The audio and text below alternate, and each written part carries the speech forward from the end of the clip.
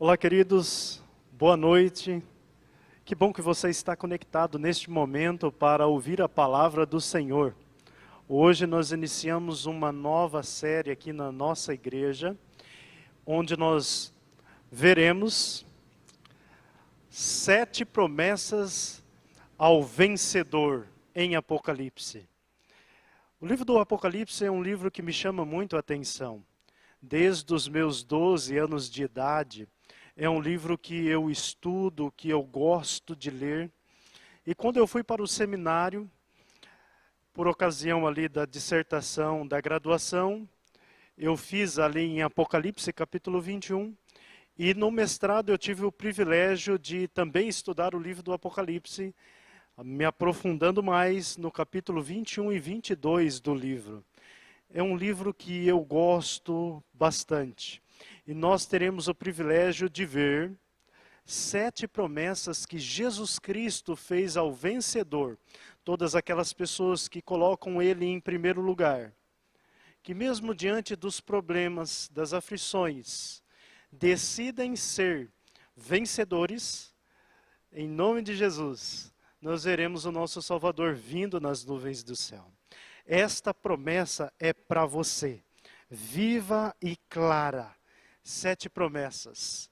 Nós teremos então 7 episódios ao longo deste mês de outubro e também do mês de novembro. Eu gostaria de orar com você neste momento para nós pedirmos a orientação do Senhor, para que Ele converse contigo e alcance o seu coração, alcance a sua mente na sua necessidade, porque Ele tem algo para você aqui. E você precisa estar ligado, conectado, prestando bastante atenção na palavra do Senhor. Porque neste momento é Deus quem fala. Feche os seus olhos, vamos orar. Senhor, nós estamos mais uma vez com a Tua palavra aberta. E neste momento nós queremos ouvir o Senhor falando conosco. Em nome de Jesus, Senhor. Que o Senhor use a minha voz para alcançar as pessoas que se encontram em casa, para alcançar cada pessoa que trabalha aqui na transmissão, que se encontra aqui na nave desta igreja. Que o Senhor, através do Deus Espírito Santo, possa transmitir a palavra de forma clara, que esta palavra possa ir direto ao coração e que a pessoa possa tomar a decisão ao lado de Jesus. Que ela possa se agarrar a esta promessa que o Senhor fez há 2000 anos atrás. E é no nome do Senhor que oramos. Amém. Possivelmente era o ano 90 depois de Cristo. João, o apóstolo, neste momento estava sendo deportado para a ilha de Patmos. Lá, ele agora se tornaria um prisioneiro solitário. E ele foi enviado para a ilha de Patmos, uma ilha distante, no meio do mar, porque ele era considerado um criminoso de alta periculosidade. Ou seja, eles tratavam o apóstolo João como um grande criminoso. E ele estava então longe da sociedade, porque ele não podia falar, porque o que ele falava convencia as pessoas abandonavam o paganismo, abandonavam as suas últimas práticas e se convertiam a Jesus Cristo. Jesus Cristo era considerado rei, imperador sobre todas as nações, e isto causava um certo desconforto para os romanos. Naquele período havia ali no Império Romano, Domiciano como imperador. E agora, João, na ilha de Patmos, Jesus se revela para ele. Era um dia de sábado, dia do Senhor. Jesus se apresentou para João e ele disse assim: João, o que vês, escreve em livro e envia às 7 igrejas: Éfeso, Esmirna, Pérgamo, Tiatira, Sardes, Filadélfia e Laodiceia. Eram 7 igrejas da Ásia Menor. o Apocalipse foi enviado para aquelas 7 igrejas, mas também para as outras comunidades. Aquelas 7 igrejas foram escolhidas a dedo por Jesus Cristo, porque o contexto histórico, o contexto que aquelas igrejas viviam, apontava para algo profético ao longo da história terrestre. Fases em que a igreja do Senhor Jesus passaria aqui no planeta Terra. Compreendeu isto? Então Jesus escolhe aquelas igrejas, porque a forma que aquelas igrejas estavam vivendo. Tanto uma forma de fé, convicta na mensagem, como uma forma relaxada, longe do Senhor, abandonou o primeiro amor. Tudo isto revelava como a igreja do Senhor estaria ao longo do transcurso da história até a segunda vinda de Jesus. Então Jesus escolhe aquelas igrejas. E ao nós estudarmos as 7 igrejas do livro do Apocalipse, nós vemos 3 aplicações. A primeira aplicação que nós vemos ao ler cada carta de cada igreja é uma aplicação histórica. Ou seja, Jesus escolheu aquela igreja, todas aquelas 7 igrejas, porque aquelas igrejas precisavam daquela mensagem de Jesus e elas estavam vivendo naquele contexto. Ou seja, a aplicação histórica é que a mensagem foi para os cristãos do ano 90. Compreendeu isto? A segunda aplicação das 7 cartas do Apocalipse é uma aplicação profética, ou seja, que cada carta se cumpre ao longo da história até a segunda vinda de Jesus. Aplicação histórica, agora nós vimos a aplicação profética. E a terceira aplicação é a aplicação universal. Ou seja, independente do período da história, cada igreja tem uma mensagem. Tanto para as pessoas que viveram no passado, como eu e você que estamos vivendo hoje, no presente. Deus tem uma mensagem para você. Deus vai conversar com você através da primeira carta para a igreja aos Efésios. Compreendeu isto? Então nós vemos uma aplicação histórica para a igreja do ano 90, uma aplicação profética que se cumpre ao longo da história, desde do primeiro século até o século 21, e também uma aplicação universal, que cristãos no passado reconheciam uma mensagem para eles, no dia deles, e nós hoje também somos exortados. Há uma mensagem para eu e você. Eu convido você neste momento a ler comigo Apocalipse, capítulo 2. Nós vamos ler sobre a igreja de Éfeso. Apocalipse capítulo 2, do verso 1 em diante. Diz assim: Ao anjo da igreja em Éfeso, escreve: Estas coisas diz aquele que conserva na mão direita as 7 estrelas, e que anda no meio dos 7 candeeiros de ouro. Conheço as tuas obras, tanto o teu labor, isto é, o teu labor, como a tua perseverança, e que não podes suportar homens maus, e que pusestes à prova os que a si mesmos se declaram apóstolos e não são, e os achaste mentirosos, e tens perseverança, e suportastes provas por causa do meu nome, e não te deixastes esmorecer. Tenho, porém, contra ti que abandonastes o teu primeiro amor. Lembra-te, pois, de onde caíste, arrepende-te, e volta à prática das primeiras obras. E se não, venho a ti, e moverei do seu lugar o teu candeeiro, caso não te arrependas. Tens, contudo, a teu favor que odeias as obras dos nicolaítas, as quais eu também odeio. Quem tem ouvidos, ouça o que o Espírito diz às igrejas. Ao vencedor, dar-lhe-ei que se alimente da árvore da vida, que se encontra no paraíso de Deus. A primeira carta foi enviada para a igreja que se encontrava em Éfeso. A cidade de Éfeso era a principal cidade da Ásia Menor, da província romana. Ela chegou a ser, inclusive, a capital da Ásia Menor, ali era Éfeso. Aquela cidade era marcada por ser um centro político, um centro comercial e também ser um centro da religião pagã.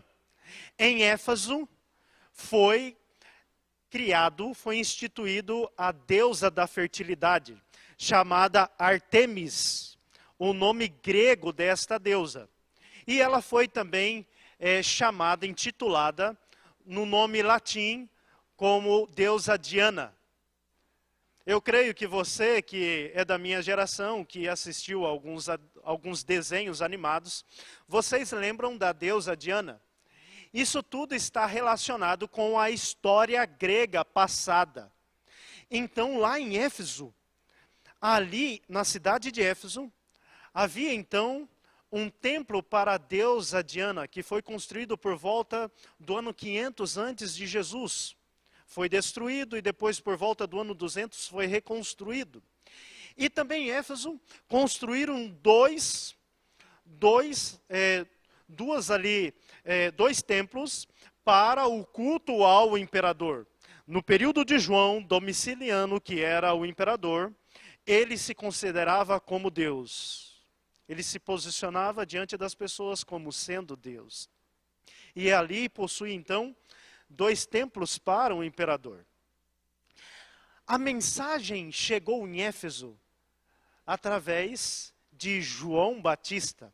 João Batista pregava no deserto as suas mensagens, e lá no deserto, durante o período que ele estava próximo do Rio Jordão, pregando o evangelho do reino, os judeus vinham das terras longínquas, afinal, os judeus haviam passado por vários exílios, vários cativeiros, então eles foram dispersos por diversas nações, e ali então agora, através da mensagem de João Batista, na beira do Rio Jordão, os judeus começaram a ouvir que Jesus Cristo era o Messias, o Filho de Deus, o Cordeiro que tira o pecado do mundo.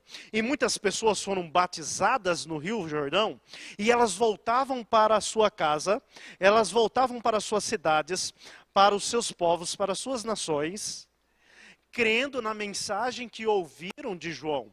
João foi executado por Herodes no ano 29 depois de Cristo. Mas depois de 23 anos, quando Paulo estava concluindo a sua segunda viagem missionária, no ano 52, em torno de 52 a 53, Paulo chega em Éfeso. Paulo deixa ali em Éfeso Priscila e Áquila. E a igreja foi fundada por Priscila e Áquila. Só que quando Priscila e Áquila chegaram lá em Éfeso, já haviam seguidores de Jesus Cristo. Já havia inclusive um grande pregador que pregava com eloquência, chamado Apolo. Depois de mais de 23 anos, haviam pessoas fiéis à mensagem que haviam ouvido de João. Era uma igreja fervorosa, aquela igreja fundada por Priscila e Áquila. Paulo fora preso. Na nossa série anterior, Entre Algemas, nós vimos a primeira prisão de Paulo, do ano 61 ao ano 63. Paulo fora preso em Roma, mas lá em Roma ele escreveu a epístola aos Efésios, e ele enviou a epístola para os Efésios, lá de Roma. Solto de sua primeira prisão de Roma, no ano 63, ele vai para a cidade de Éfeso, e lá ele deixa o pastor Timóteo como líder daquela cidade, daquelas congregações. Paulo, antes de ser preso, no ano 61, ele viveu 3 anos lá em Éfeso. Compreendeu isto? Era uma igreja preciosa, maravilhosa. Uma igreja que vivia os princípios bíblicos na prática, no dia a dia, que amavam a Jesus com todo o coração. Esta era a igreja de Éfeso. O apóstolo João, o discípulo amado, também viveu em Éfeso durante um período do seu ministério. Inclusive, depois de solto de sua prisão de Patmos, ele voltou para lá. Agora, eu quero que você preste atenção à maneira com que é escrita cada parte da carta aos Efésios. A estrutura das mensagens das 7 cartas do Apocalipse, você verá agora comigo que há uma apresentação cristológica, há uma avaliação da igreja, há uma exortação e uma promessa. A estrutura das 7 cartas ela está estruturada da seguinte maneira: há uma apresentação de Cristo, uma apresentação cristológica, uma avaliação, uma exortação para a igreja e uma promessa. Agora nós vamos ver a apresentação cristológica. Verso 1 do capítulo 2 de Apocalipse. Diz assim: ao anjo da igreja em Éfeso, escreve: estas coisas diz aquele que conserva na mão direita as 7 estrelas e que anda no meio dos 7 candeeiros de ouro. Jesus é apresentado como aquele que conserva na mão direita as 7 estrelas e que anda entre os 7 candeeiros, no meio dos 7 candeeiros. E quando nós vamos para Apocalipse, capítulo 1, verso 20, é revelado diante dos nossos olhos este simbolismo apocalíptico. Leia comigo agora em sua casa Apocalipse 1, verso 20. Quanto ao mistério das 7 estrelas que viste na minha mão direita, e aos 7 candeeiros de ouro, as 7 estrelas são os 7 anjos das 7 igrejas, e os 7 candeeiros são as 7 igrejas, ou seja, Jesus é aquele que conserva na sua mão direita, conserva as 7 estrelas. O que simboliza, o que significa isto, pastor? Ellen White, no livro Atos dos Apóstolos, na página 586, diz que estas estrelas, que a carta é endereçada para a carta é endereçada ali para ao anjo da igreja de Éfeso, e Jesus conserva 7 estrelas nas suas mãos. Ela diz que são os ministros de Deus. Eles são apenas instrumentos em suas mãos. E todo o bem que realizam é por meio do poder de Cristo. Ou seja, as estrelas é uma representação dos ministros de Jesus Cristo. É uma representação da liderança da igreja. A carta foi enviada para os membros da igreja, para a congregação, mas foi guiada, direcionada para os líderes. Porque os líderes precisavam reconhecer que estavam longe do Senhor e que eles precisavam guiar as pessoas novamente a Jesus. Mas o que me chama a atenção é que Jesus conserva nas suas mãos os seus ministros. Jesus conserva nas suas mãos os seus líderes. Querido líder que está me ouvindo neste momento, Jesus conserva, segura, cuida fielmente de você. Se apegue nele, porque ele está segurando você.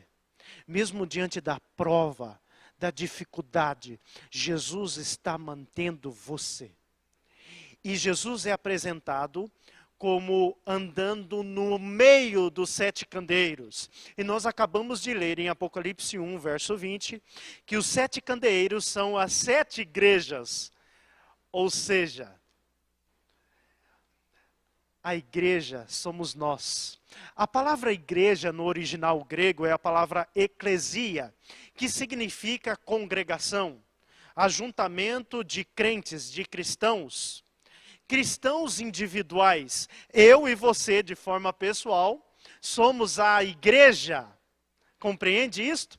E de forma etimológica da palavra, também significa enviados para fora. Nós temos uma missão como igreja. Nós temos a missão de pregar o evangelho a outras pessoas. Nós somos enviados para fora. Eu e você somos igreja. Você aí na sua casa é a igreja.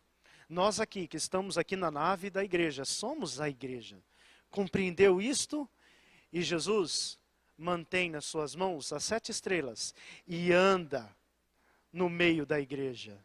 Ou seja, Jesus está aí na sua casa. Jesus está aqui, na nave da igreja. Jesus se faz presente aqui.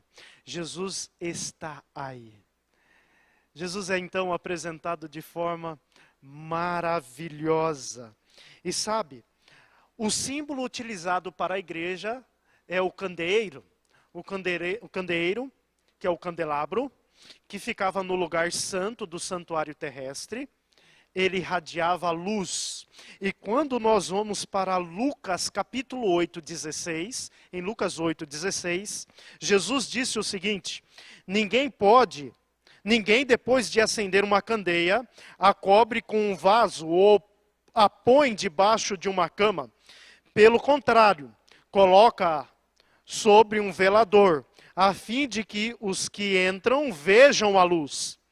Em Mateus 5, verso 14, está escrito: vocês são a luz do mundo, assim brilhe a vossa luz diante dos homens. Nós somos a luz do mundo. Quando uma vela é acesa, ela não é colocada debaixo da cama.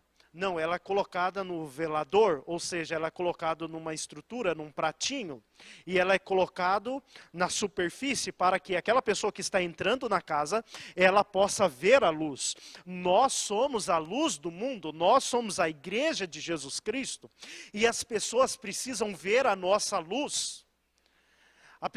As pessoas precisam ver Jesus Cristo na nossa vida. Jesus está chamando você para ter atitude de falar do seu amor a outras pessoas. Jesus está chamando você. Jesus é o grande sumo sacerdote que se revela para a igreja. Jesus está, neste momento, desejoso de assegurar a sua vida nas mãos dele. Jesus deseja manter a sua família nas mãos dele. Você deseja entregar a sua família nas mãos de Jesus? Você deseja entregar 100% da sua vida pessoal, particular, todos os seus sonhos, as suas dificuldades, os seus problemas para Jesus? Sabe, o salmista diz lá em Salmo 37, verso 25. Salmo 37, 25. O salmista diz o seguinte: fui moço e agora sou velho, mas nunca vi desamparado o justo, nem a sua descendência mendigar o pão. Ou seja, ele percebeu que quando Deus está no comando, quando Jesus está conservando, está segurando a nossa vida na mão dele, nós podemos passar por dificuldades, por problemas, mas como diz o salmista, nós não seremos desamparados. Você crê nisto? Este é Jesus Cristo revelado para a igreja de Éfeso. Agora veja comigo a avaliação que Jesus faz desta igreja. Do verso 2 ao verso 4. Leia comigo. Vai aparecer na tela. Diz assim, ó: conheço as tuas obras, isto é, o teu labor, como a tua perseverança, e que não pode suportar homens maus, e que pusestes à prova os que a si mesmos se declaram apóstolos e não são, e os achastes mentirosos, e tens perseverança, e suportastes provas por causa do meu nome, e não te deixastes esmorecer. Tenho, porém, contra ti, que abandonastes o teu primeiro amor. Jesus chega e diz agora para a igreja: conheço as tuas obras. A palavra no original grego é a palavra erga. Jesus conhece as nossas ações, Jesus conhece as nossas atitudes, os nossos pensamentos. Tudo está revelado diante dos olhos de Jesus. Ele conhece todas as coisas. Jesus conhece cada problema da sua igreja. E sabe o que mais me chama a atenção? Quanto mais problema tem a igreja, mais Jesus faz promessas. Quanto mais problemas a igreja possui, mais Jesus deseja estar presente nela, deseja habitar com ela, conviver com ela. E Jesus conhece todas as coisas. Aí o texto diz assim: conheço as tuas obras, isto é o teu labor. E aqui o labor, a palavra é copom. Copom. Sabe o que significa esta palavra? Significa o trabalho árduo, até o ponto da exaustão. Ou seja, Jesus conhece a igreja, conhece o trabalho árduo, conhece o trabalho que leva à exaustão. Um labor perseverante. Jesus conhece a perseverança, a determinação no foco, no propósito. A pessoa não desiste mesmo diante dos problemas. Jesus conhece cada dificuldade, mas também conhece a perseverança da pessoa diante dos problemas. E isto me fascina, me chama a atenção demais, porque Jesus diz o seguinte, no verso 3, suportastes provas por causa de meu nome, e não te deixastes esmorecer. Ou seja, a pessoa está suportando a prova por causa do nome de Jesus, mas não está ficando com medo, não está ficando receosa, não está esmorecendo, ela está perseverante diante da aprovação. Esta é uma mensagem de Jesus para você que está aí batalhando com tantos problemas, com tantas dificuldades, para você que está sendo chamado para testemunhar sobre Jesus, e a sua família está te perseguindo. Jesus está dizendo para você: suporta a aflição. Suporta. Eu estou contigo. E sabe o que me chama a atenção, queridos? Lembra que eu falei para vocês que as 7 cartas do Apocalipse, possuem 3 aplicações: uma aplicação histórica, uma aplicação profética e uma aplicação universal? Muito bem. Veja comigo agora a aplicação profética. A igreja de Éfeso, ela está relacionada com o período do ano 31 ao ano 100 depois de Jesus Cristo. A igreja de Éfeso, o que está escrito ali, a mensagem desta igreja, conta, narra o que os cristãos viveram depois da ascensão de Jesus Cristo até a morte do apóstolo João. A igreja de Éfeso, que apresenta a igreja primitiva, aponta para a era da pureza apostólica. Esta igreja partiu o pão de casa em casa. Perseveravam na doutrina dos apóstolos. Era uma igreja que vivia o discipulado na prática. Pregava sobre o amor de Jesus a gentios, judeus e diversas pessoas, livres e escravos. Era uma igreja que perseverava na oração. Dia a dia o Senhor ia acrescentando mais e mais conversos que iam aceitando a mensagem do Senhor. Mas também era uma igreja perseguida. A igreja fora perseguida pelos judeus. Saulo de Tarso, que depois se converteu e se tornou o grande apóstolo Paulo, perseguiu a igreja de Jesus. A igreja também foi perseguida pelo Estado romano. Inclusive, os apóstolos de Jesus foram executados. Jesus conhecia aquela igreja e quando ele está dizendo que eu conheço o teu labor, que eu conheço que você está sendo provado até exaustão, eu conheço a sua perseverança e que você está suportando várias coisas por causa de meu nome, ele estava descrevendo a história da igreja do ano 31 ao ano 100. Uma igreja perseguida, muitas pessoas foram queimadas na fogueira, crucificadas, se tornaram alimento para os cães, perseguidos e dilacerados. E por causa da perseguição, por causa da morte dos apóstolos, Jesus também faz uma avaliação negativa da igreja.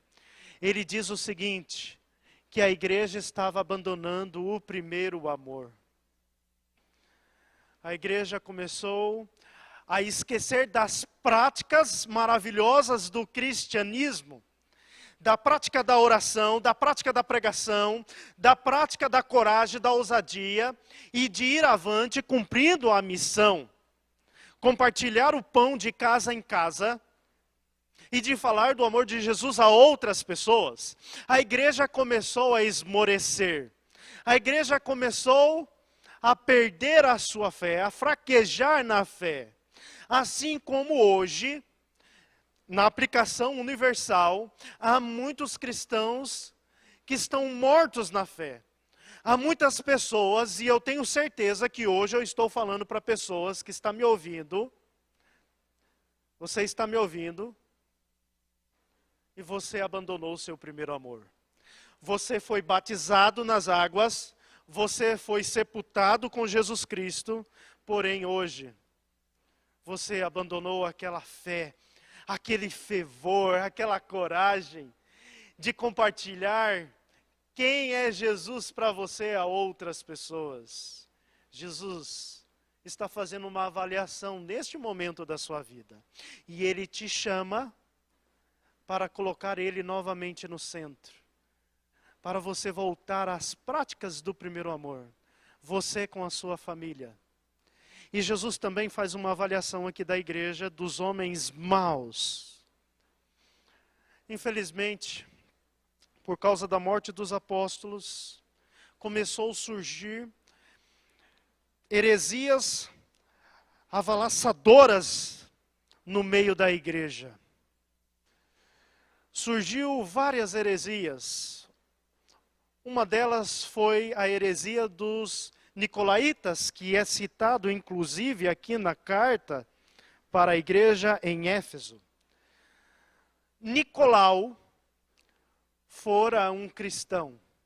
Nicolau fora um diácono separado junto com Estevão para liderar a igreja primitiva. Mas aqui no Apocalipse é descrito que ele criou uma heresia.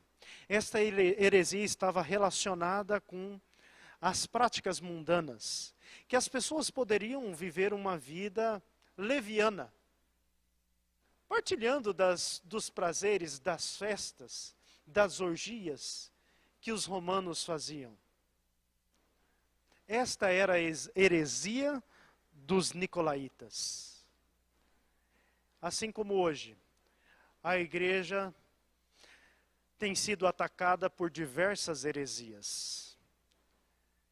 Querido líder, Jesus está te chamando para estudar a palavra dele, para se aprofundar na Bíblia, para conhecer e cuidar das suas ovelhas com alimento sólido, com alimento da verdade.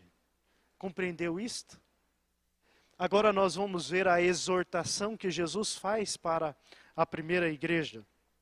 Leia comigo agora o verso 5 e o verso 6 do capítulo 2 de Apocalipse, onde diz assim, a exortação de Cristo. Lembra-te, pois, de onde caíste, Arrepende-te e volta à prática das primeiras obras. E se não, venho a ti e moverei do seu lugar o teu candeeiro, caso não te arrependas. Tens, contudo, a teu favor que odeias as obras dos nicolaítas, as quais eu também odeio. A exortação de Cristo é: lembra-te, pois, de onde caíste. O que tem te desanimado? O que tem te afastado de Jesus? Quais são os pecados? Quais são os problemas que tem te afastado de Cristo? Você agora precisa reconhecer qual é o gatilho que está te levando à queda. Qual é o gatilho que está te afastando de Jesus? Lembra-te, pois, de onde caíste. Arrependa-te. A exortação de Jesus é para que você se arrependa. Arrependa dos seus pecados. Arrependa daquilo que está te afastando de Jesus.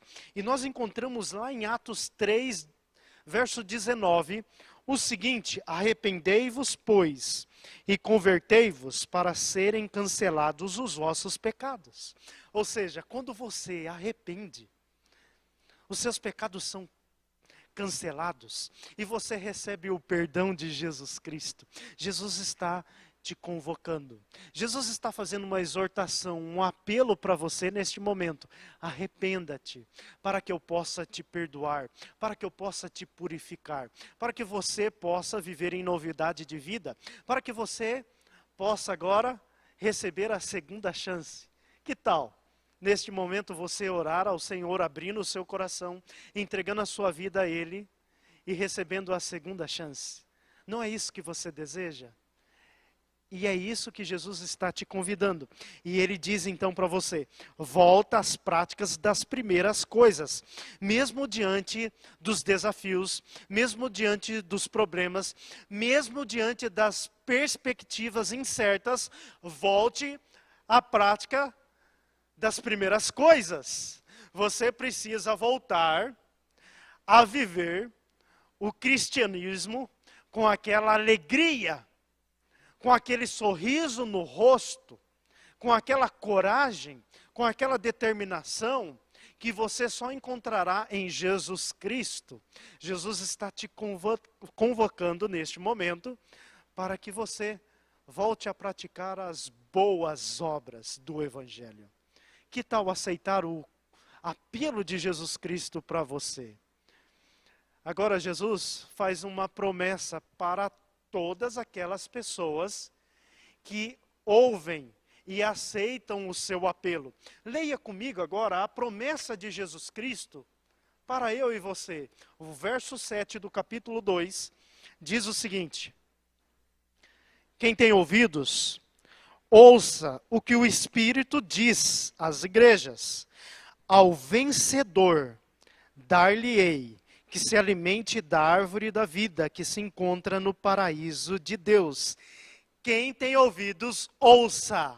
Ouça o que o Espírito diz às igrejas. O Espírito Santo está falando. Neste momento o Espírito Santo está aí na sua casa, está aqui na nave da igreja e está falando com você. E a exortação está no imperativo aqui, ou seja, o imperativo é uma ordem. Ouça, abra os seus ouvidos para ouvir a voz do Espírito Santo.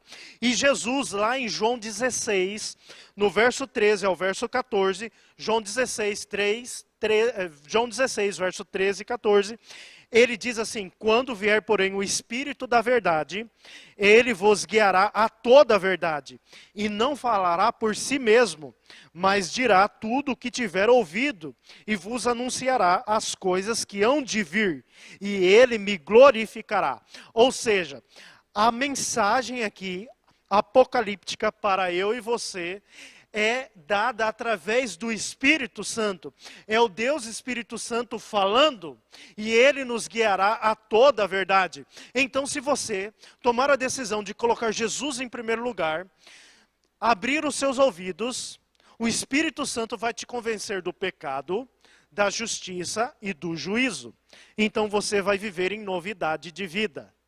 E aí vem a promessa: ao vencedor dar-lhe-ei que se alimente da árvore da vida, que se encontra no paraíso de Deus. Muito interessante a palavra vencedor. Veja comigo, vai aparecer na tela de vocês. A palavra vencedor é um verbo presente, particípio, voz média, dativo, singular. O verbo, no modo particípio, é um adjetivo verbal. Agora, olha aqui para mim. Pastor, o que é isto? Eu vou explicar para vocês. É muito importante vocês compreenderem isto aqui, para vocês verem a profundidade da mensagem. A palavra vencedor, do jeito que está traduzida aqui no português, ela está traduzida como se fosse um substantivo, o sujeito da oração. Todavia, aqui, no original grego, a palavra vencedor é um verbo presente do particípio da voz média. E o que é um verbo do particípio? É um adjetivo verbal, ou seja, fique conectado comigo aqui. Esta palavra, ela possui qualidades de um verbo e qualidades de um adjetivo. O que é um verbo? Vamos lá para o português. Verbo são palavras que apresentam uma ação, um fenômeno da natureza, um estado ou um desejo. Isto é um verbo. E o que é um adjetivo? Adjetivos são palavras que qualificam o sujeito, ou seja, presta atenção, o juiz é confiável. A palavra confiável é o adjetivo do juiz, porque o juiz é confiável. A menina é bonita, a palavra bonita é o adjetivo da menina que qualifica a menina, que está apresentando algo dela. Então, se isto é um verbo, no particípio, possui qualidades de verbo e de adjetivo, é melhor ser traduzido assim: aquele que está vencendo é um presente. Aquele que está sendo vitorioso dia a dia. Ou seja, a vitória precisa ser dia a dia. Aquele que está vencendo, que continua vencendo diariamente, diante das provas, diante das preocupações, das tribulações, dos problemas, aquele que está vencendo todos os dias, eu darei do fruto da árvore da vida, que se encontra no paraíso de Deus. E sabe o que me chama a atenção? Leia comigo agora Gênesis 3, 22 a 24, onde está escrito o seguinte: então disse o Senhor Deus, eis que o homem se tornou como um de nós, conhecedor do bem e do mal. Assim que não estenda a mão e tome também da árvore da vida, e coma e viva eternamente. E foi expulso o homem, colocou querubins ao oriente do jardim do Éden, e o refugir de uma espada que se revolvia para guardar o caminho da árvore da vida. Queridos, quando o homem pecou, ele perdeu o privilégio de viver sem pecado, perdeu o privilégio de se alimentar da árvore da vida. O propósito de Satanás era fazer com que o homem caísse em pecado e também comesse do fruto da árvore da vida e eternizasse o pecado. Todavia, Deus, em sua sabedoria, expulsou o homem do jardim do Éden, colocou 2 querubins na entrada do jardim, com espadas, que a Bíblia diz flamejante, para cuidar o acesso da árvore da vida, para que o homem não imortalizasse o pecado. Mas pela graça do Senhor, Ele nos diz o seguinte, que aquele que está vencendo diariamente, eu vou dar do fruto da árvore da vida. Leia comigo agora, Apocalipse 22, verso 2, onde diz o seguinte: Apocalipse 22, verso 2. No meio da sua praça, de uma outra margem do rio, está a árvore da vida, que produz 12 frutos, dando seu fruto de mês em mês. E as folhas da árvore são para as curas dos povos. Agora o verso 14. Bem-aventurados aqueles que lavam as suas vestiduras no sangue do Cordeiro, para que lhes assista o direito à árvore da vida e entrem nas cidades pelas portas. Queridos, a árvore da vida se encontra agora na Nova Jerusalém. Se encontra na cidade que Deus preparou para eu e para você. E ela produz 12 frutos. Um fruto diferente por mês. E a palavra do Senhor diz que todas aquelas pessoas que lavam as suas vestiduras no sangue do Cordeiro terão direito ao fruto da árvore da vida. Terão o privilégio de ter o acesso perdido pelo pecado. E nós teremos a oportunidade de entrar na Cidade Santa pelas portas. A Cidade Santa possui 12 portas. E nas portas há o nome das 12 tribos de Israel. Querido, você precisa ser vitorioso. Você precisa ser vencedor. Jesus está te convidando neste momento para que você volte às práticas do primeiro amor. Para que você lembre o que está fazendo você cair em pecado.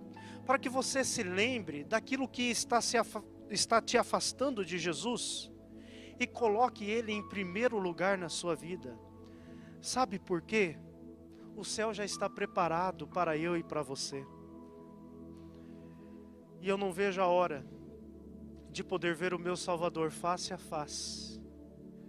Poder comer do fruto da árvore da vida. Poder caminhar pelas ruas de ouro de Jerusalém. Sem pecado.